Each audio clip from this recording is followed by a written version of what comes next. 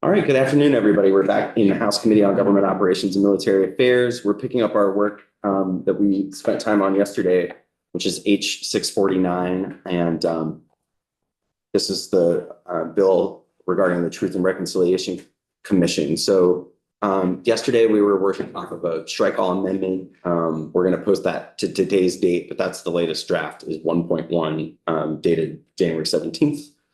With Damien's initials at 12:51 p.m. So that's the most current version.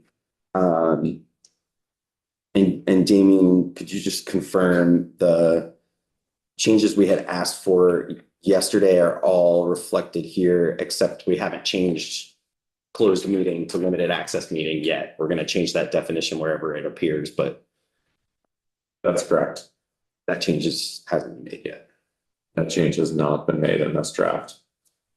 Great. So what I think would be most useful is to do kind of a jog through the bill and just committee members, I'll be watching for hands. If there's a question, if there's a piece that we need to give legislative council any more direction on before we move the bill or anything we have outstanding concerns about, want to flag those first and then we'll figure out what our game plan is.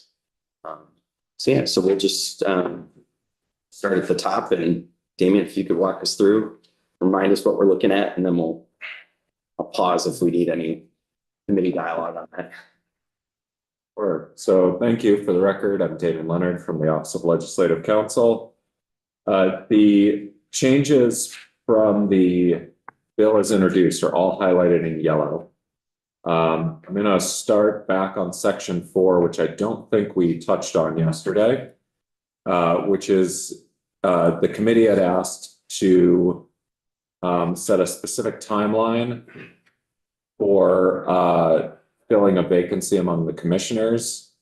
And so on page 5, subsection D there would say the panel shall fill any vacancy occurring among the commissioners within 60 days after the vacancy occurs. And then a commissioner appointed to fill a vacancy pursuant to the subsection shall be appointed to serve for the balance of the unexpired term. I added that language because it occurred to me that typically we include language like that for when you're filling vacancies, and it just wasn't in there. And one thing that's occurring to me now as I look at this is I forgot to add in the session law saying that the panel shall fill the vacancy within 60 days after it's appointed, the existing vacancy. So I'm just going to make a note to add that for draft 2.1. Reflecting the same language, but session law, so that Yes.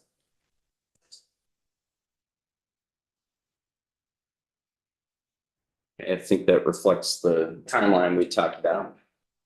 Great.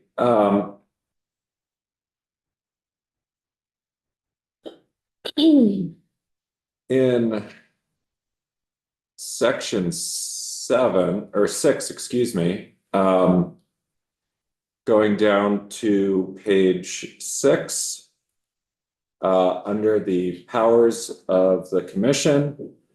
So I've split power 13 into subdivisions A and B. The first is what was in the underlying bill to establish groups in which individuals who have experienced discrimination or a member of a population that experienced discrimination may participate for purposes of sharing experiences and providing mutual support. And then B is providing that commissioners shall not participate in any meeting or session of a group established pursuant to this section. And yesterday we had talked about allowing the commissioners to participate, but then the potential issues if commissioners hear something in a group session, but then they have to keep it confidential and it wasn't revealed during the official course of business. And so the commissioners relayed this morning through their counsel that they're okay with not attending those sessions. Does anybody have any thoughts or feedback on this? I think we went back and forth a little bit yesterday about maybe letting one commissioner participate, but I think given that feedback that Michelle Olvera relayed to us today, it makes sense to keep it this way where the commissioners won't participate. And then it's just clear the group's not an official proceeding.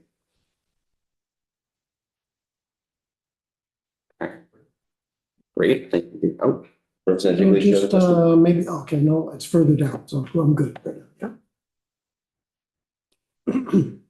Damien, we'll keep going. Yeah. So in section 7, reports. So you'll see the ellipses is highlighted there. And that's just because the report that we were extending there has already been filed. So there's no need to give them an extension. And going down to section 9. So in section 9, you're going to see the term closed meeting as we discussed. This will become limited access meeting.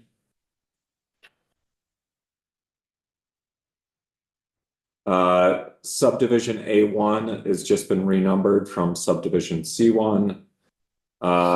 And this is really a discussion point for the committee, whether you want to make any changes to the limited access meetings. And this is what we were discussing yesterday. And then in B, whether you want to permit deliberations of 2 or more of the commissioners without being subject to the open meeting law. So this is a discussion section. Do you want me to finish the walkthrough? So Representative Hango has a question, and then I think we'll finish the walkthrough if there aren't any other questions about this section, and then we'll have the committee discussion about the policy choice here. Representative Hango, go ahead. Just a clarification, did I hear that we're using draft 1.1? Yeah, we're still walking through 1.1. Okay, so why then did you say that limited meeting should be in there? Because Limited access. Just as you were walking in, Representative Okay, Hango. sorry, Yeah, missed it. no, it's okay. Damien had, and with my okay, not made that change yet in this draft, just because that was the only change left for him to make. So we will see a draft 2 before we do a vote. That'll include limited access. So Thank we you. made that decision, but it hasn't been reflected in the draft, just Sorry so. about that. I just heard Damien say limited meeting and I saw closed meeting on my screen. Yeah, we're definitely gonna, in the next draft, see limited access. We just didn't want to have a whole new draft just for that change. That was, Okay. it's a great question. Great, so we'll definitely be talking about the policy question when we go to committee discussion, but let's walk through the other policy changes here.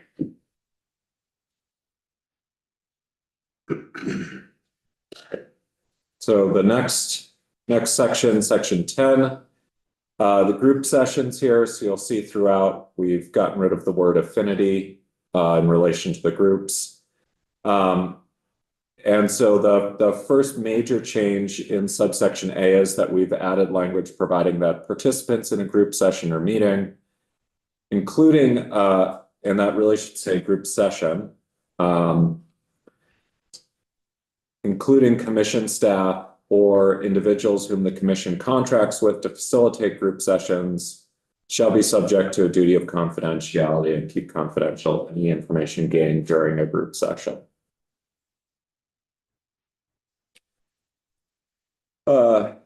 And then in the second subsection there, subsection B, again, we've changed it to group session. So before I had said a group meeting or group session or meeting kind of interchangeably, and what I've done here is just set a group session and then defined it later on.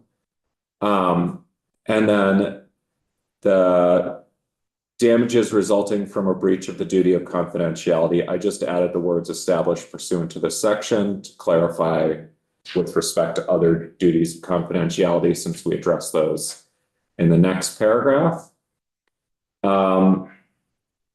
And then in D, this is the language that was being considered upstairs in judiciary this morning.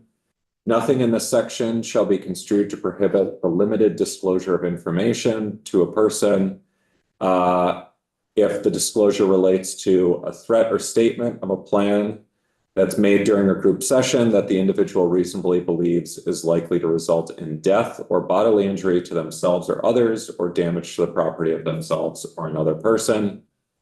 And the disclosure is made to law enforcement authorities or another person that is reasonably able to prevent or lessen the threat. So there's a specific threat and then it has to be made, the disclosure has to be made to someone who can actually mitigate or avert that threat. So in some cases, that could be someone besides law enforcement. But in probably the most common cases, it would be law enforcement. And then number two, the other basis for disclosure is disclosure based on a reasonable suspicion of abuse or neglect of a child or vulnerable adult, and then the report being made in accordance with the applicable statutes. After I see a question on subsection D. Go ahead. Sorry, on number two, the disclosure about child and a vulnerable adult. Yep. Neglect or abuse. Did that come from a conversation that? That came from judiciary. Okay, Had asked for that language because they were concerned about mandated reporters who might participate, and just making clear that they would not be subject to liability if they complied with their obligations as a mandated reporter. So, and so there are specific, those two statutes in Title 33 have very specific criteria and guidelines for how the disclosure is made and so forth. And so the disclosure has to be consistent with that.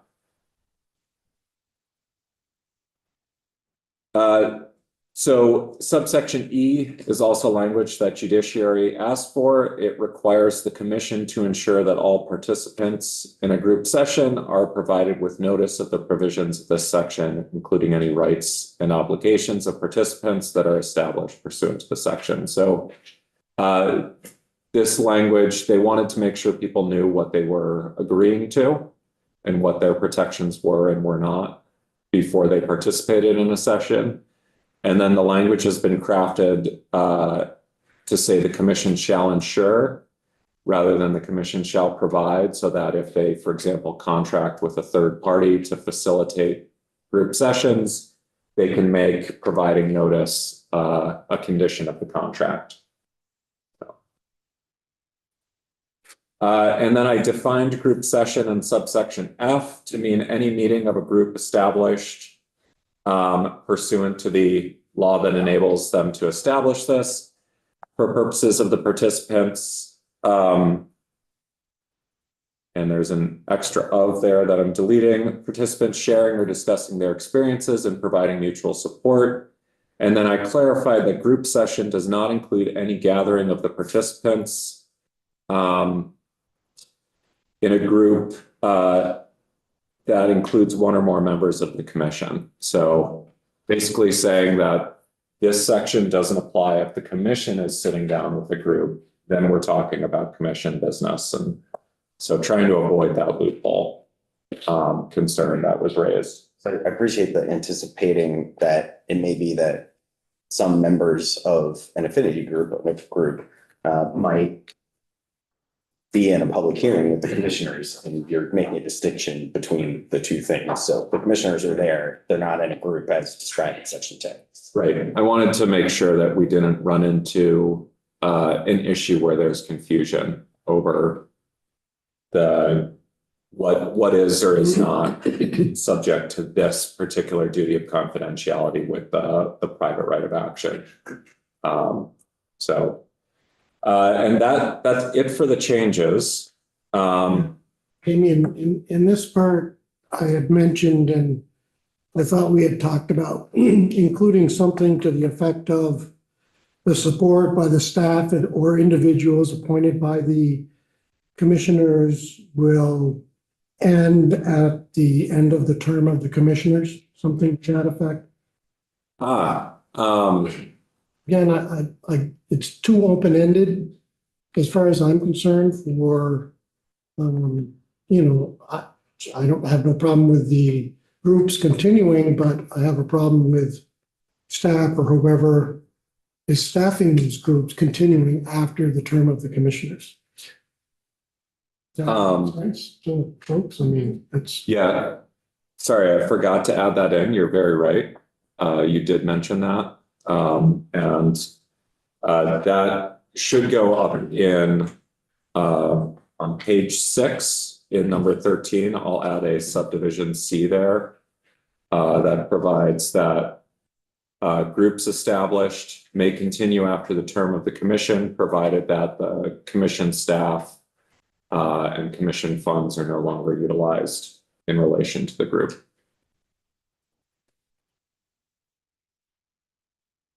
A little list of things we'll see in draft 2. So I think that's it for the changes. And I actually realized, Mr. Chair, that I think my walkthrough in the other committee is in a couple of minutes instead of at 2. They're moving it. Okay, well, we can have some of the committee discussion, and if we have questions for you, we'll just hold those until you're available. Yeah, so I can hand off to Tucker if you want to, if there's any things you want to talk about with the meetings there, and then I'll be back hopefully in 15 minutes. Great. So apparently I'm first on the agenda, so we should be able to go in and out. Yeah, my hope is that we'll be able to have a committee discussion, take a break, give you a chance to put together at least an unedited draft of 2, and then we'll try to take this up before 4 if that works. If not, we'll pick it up tomorrow, but I'd love to. Our focus keeps getting batted around so much. I'm trying to keep it all together as much as possible. Thanks, Dave. Thank you. I'll be back shortly. So Tucker, do you want to join us for the committee discussion? I think there might be some questions that we would have for you. So thanks for being here.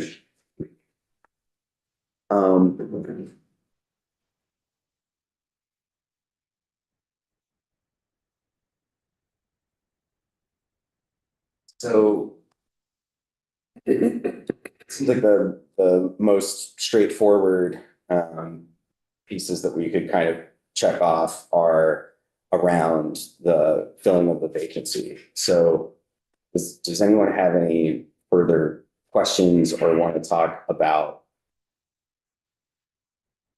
the opening sections, the creation of the selection panel, or the extension, the timeline to 60 days to fill the vacancy, or the extension of the committee's authority and reporting requirements out 10 months? No. I think that gets us through all the way down to section 5. Section 5 creates removal power for the selection panel. Are there any questions about that section? Comments? I think most of our stuff is going to be about the limited access meeting section, which I'm very glad Tucker's here, but just want to make sure that the stuff I think we've resolved is really resolved before we have Damien do the last draft. So section 6 we just went over. We will see a new sub C that will address Representative Higley's timeline issue when we see draft 2. Any questions there around just the creation of groups? Okay. Section 7 has to do with the report timeline being extended.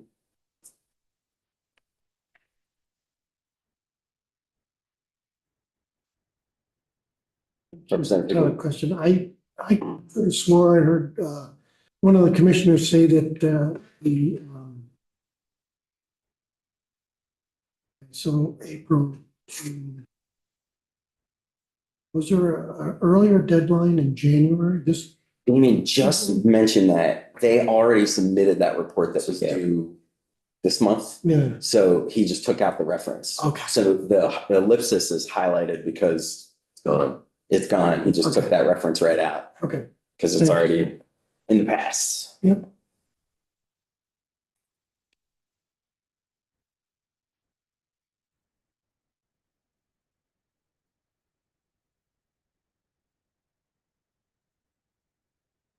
Section 8 was just clarifying language, I believe, Tucker. Am I correct in that? Yes, this was adding an express notwithstanding clause so that people would be clear on this being an exception to specific state law. As previously drafted, it was still an exception to each one of these laws. It just was not listed in a clear and present way. But the operative language was in Act 128, and now we're just That is correct. not a new exception. We're just making it very clear this is an exception to the open meeting law. Section 8. All right, so Section 9, I think, is probably going to be the heart of our discussion here. So maybe I wanted to open it up and see where folks are on the limited access authority. Representative Hango. Thank you. I didn't get a good sense from the testimony when I was not here yesterday morning with the broadcasters, the press associations, whether they walked away satisfied with the answers that they got here or not. And then yesterday evening in the press, there were at least 3 different outlets reporting that the press were very unhappy with this bill. So did anybody else get a sense of whether they were satisfied with what they heard here and were not going to raise objections? Because it didn't sound like that from reading the reports in the press. And I couldn't really gather from the committee meeting what transpired. I would say it's my recollection, and I'd love for the committee, this is why I wanted to really talk about this on the record. My impression was that any exceptions, creating any exception, no matter how reasonable, was going to not be satisfactory to them. And so as we're considering this, one of the compromises that is included in this draft and will be included is that I have punted the conversation about whether there's any remote meeting authority at all beyond July 1st to our conversation that we'll be having later in the session around the extension of that. The Senate's currently taking lots of testimony on S-55. I think we'll have a very robust conversation. That used to be sub A of Section 9. Now we took that out, so it's no longer appearing in this draft. That was one kind of concession that I think for the time being takes away one of the key things that we heard, but I would say I do not anticipate that the Vermont Press Association will be satisfied by any version of this kind of limited access authority. And I think we just need to make the decision for ourselves, whether it's the right thing to do for this particular situation or not. So I'm still confused about this draft that we're looking at. Is it still in this draft? Because there is a sub A. So the new sub A, so because we deleted the language that was about being able to meet remotely, that was taken largely mirrored Act 1. We said, we're not going to have that conversation in the context of this bill. We're going to talk about that later. So we took that out.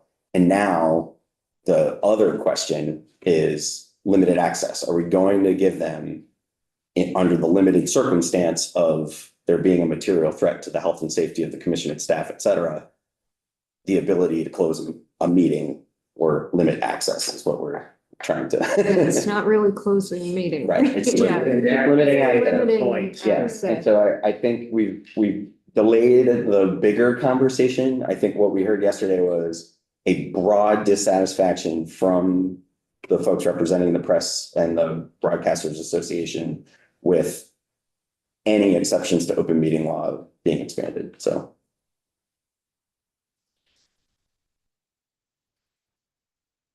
Representative Boyden and then Senator Chase.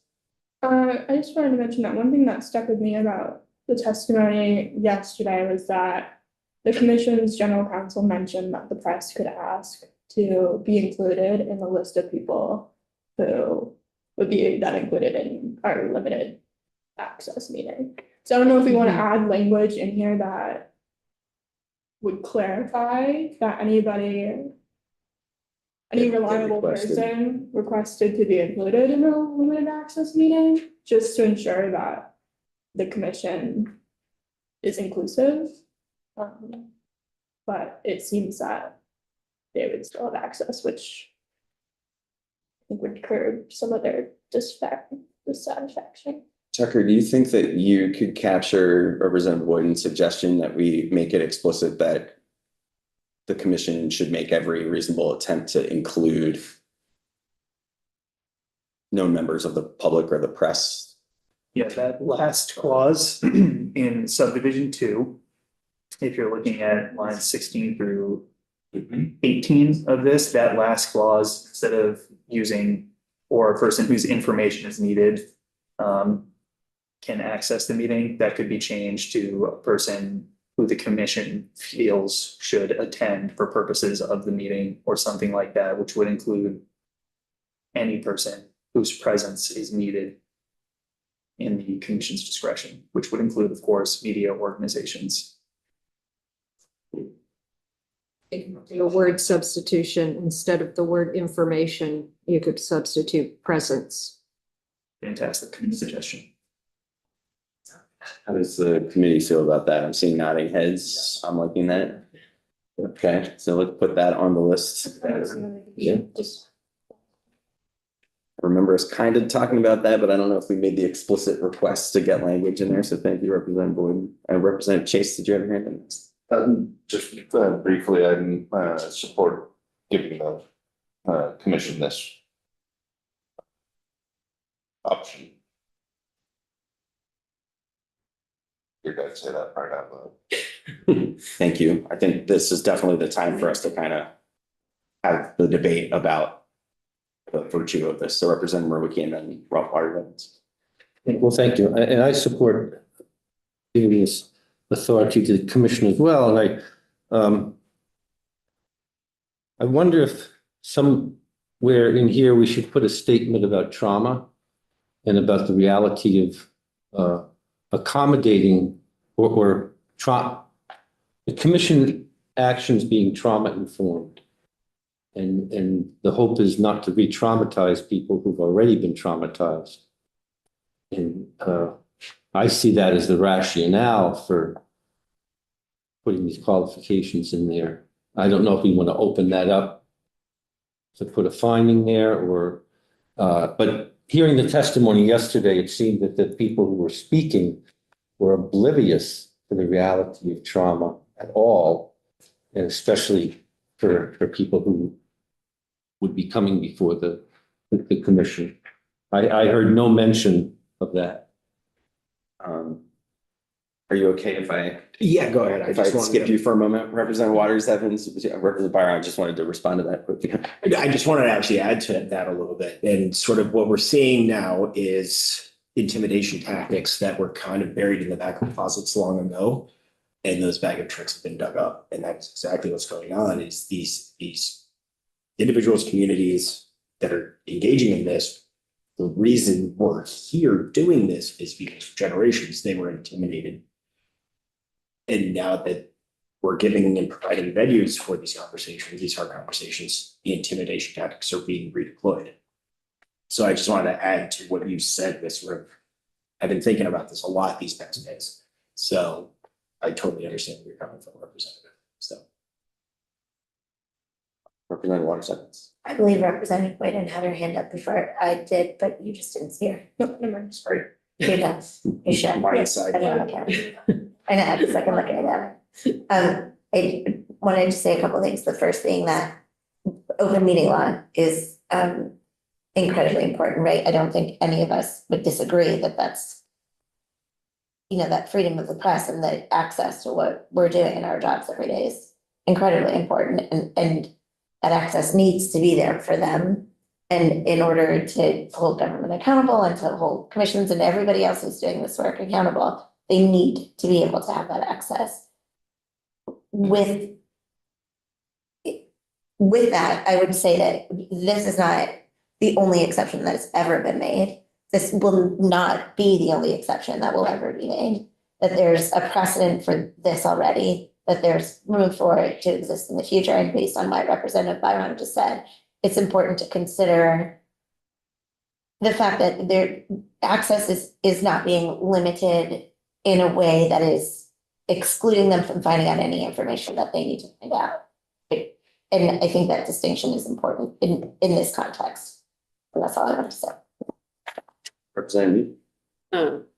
Ditto to everything Representative Waters Evans just said. And also, I think when I think about this, I think about like the potential for damage and harm to happen without this ability to close the meeting and how that could end up actually making it harder for access later on. So that if we can like manage and kind of like limit the potential problems that will occur, it will make it easier to keep it as open as possible going forward, because if something really bad happened, then the reaction might be stronger. So I feel like it's in line with where we want to go, but also like sensitive to this situation.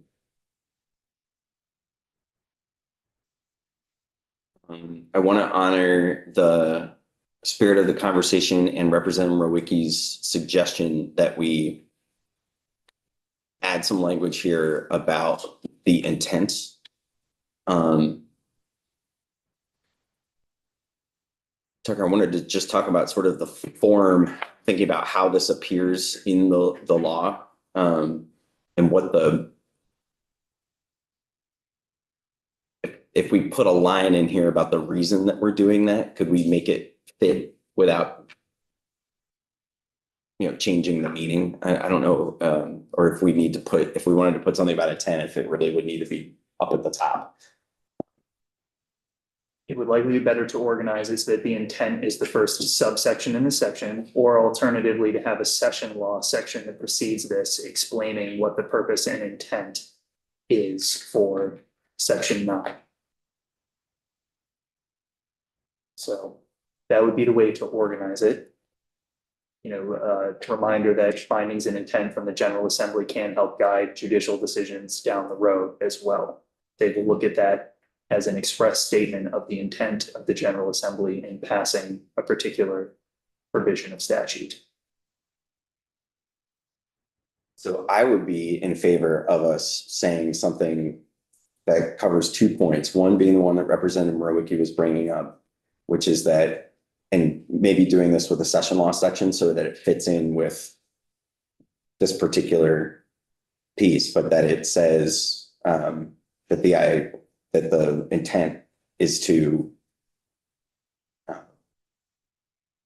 reduce trauma and protect the safety of people participating in the commission's proceedings.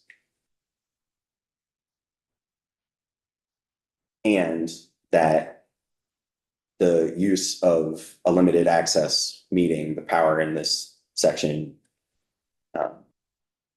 be limited to protecting that safety, so that we basically cover, we're doing this to, not re-traumatize. I think using the word trauma. So we're acknowledging.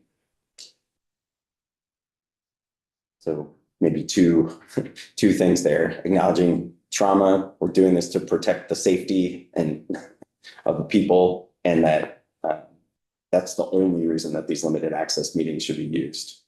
And that way we're making it clear that it's not meant to bar the media or members of the public who are wanting to participate peacefully in the official proceedings of the commission. Do you think you can capture that more eloquently? It was a very eloquent explanation of the intent of this committee and its intent. Writing out loud is dangerous.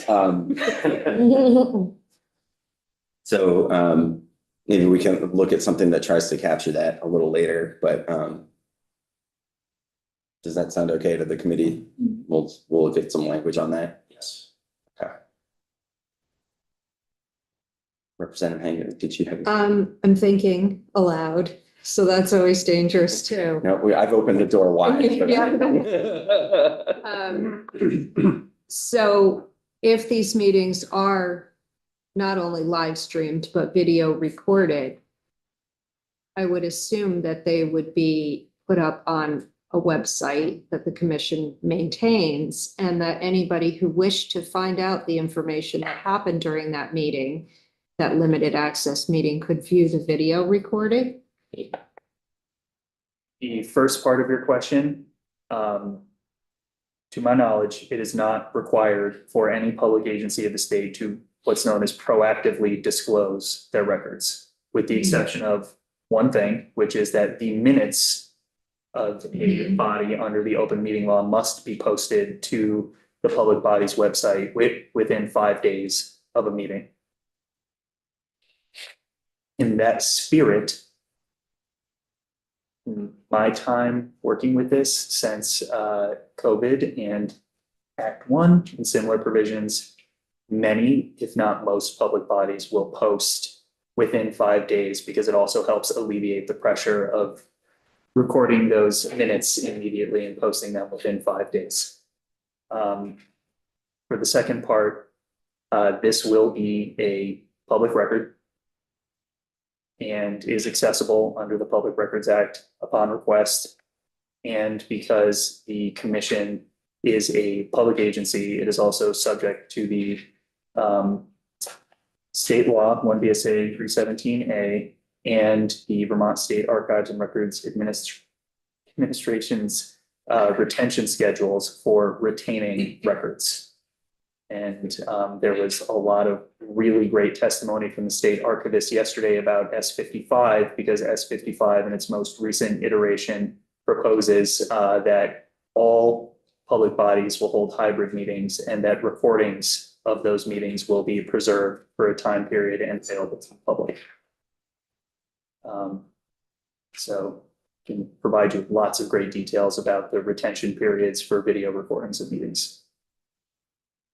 So We're gonna get into all those details, and a big part of the reason I didn't want to do the Act 1 style language was that I didn't want to preempt all of that work that's going on in the Senate and it will take up here, so.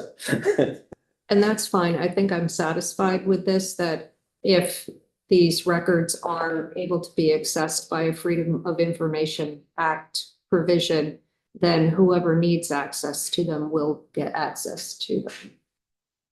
That makes me feel more comfortable about using limited access meetings. And another thing, Representative Pango, with these sorts of recordings, coming from my perspective as a records officer, is that posting the videos on the website as a proactive disclosure relieves a lot of the duties the records officer has to respond to Public Records Act requests, because it's a lot easier to say you can go to the General Assembly's website and access any video you'd like, instead of having to comb through and find what someone's asking for.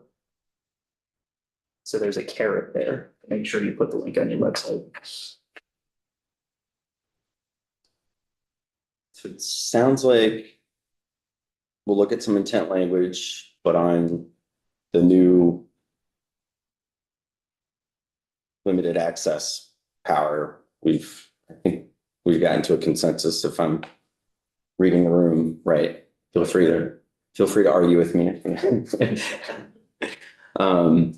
So the other piece of this section that I think is important and that we've talked about a bit, and it brought up a lot of questions, was the last part of Section 9, that the deliberations of a quorum or more of the members of the commission shall not be subject to the Vermont Open Meeting Law. I think Tucker gave us some great testimony on this, and described what deliberations were and which bodies have deliberations. One of the things that makes me personally very comfortable with this is that the commission, their duties are not to make, they're not a judicial body, and they're creating a report and they're creating recommendations, and the power of their recommendations is only going to be as strong as the public and the General Assembly find to be the record that they create of their work. So any decision they make about what to put in their reports would have to be done in an open meeting. But this would allow them the ability to work together in order to create that body of work in a way that's just more functional. They're full-time people trying to figure out which meetings we're going to have, who should speak at those meetings, what we heard should be included in the various materials that we put together. And I think after all the testimony we've heard, this is not a unique ability, and that some of the bodies that we have in state government that have much more ability to spend money or enter a quasi-judicial opinion have this power, and that the Truth and Reconciliation Commission doesn't have nearly that authority. So I feel very comfortable with this, but I wanted the committee to acknowledge it, understand it, think about it, before we sort of check it off as being included in the next draft. So I wanted to open it up for conversation about that section, because I think it came up a number of times in our looks at this bill, and just wanted folks to be able to say their piece. Representative Nugent. Just, I'm fine with it. I think it makes sense with everything you just said.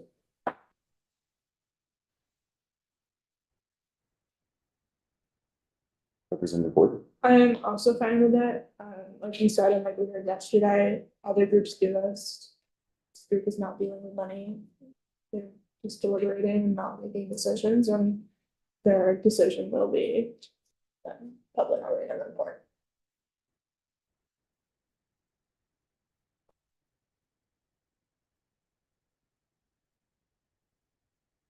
Wanted to make some space for debate about this one. Okay. So I think that brings us to waiting on a final word from judiciary and seeing a draft that has some of these changes. Tucker, given what we'd asked you and Damien to do, is it likely that we could see at least an unedited draft like sometime between 2:30 and floor, or is that a too fast timeline for that?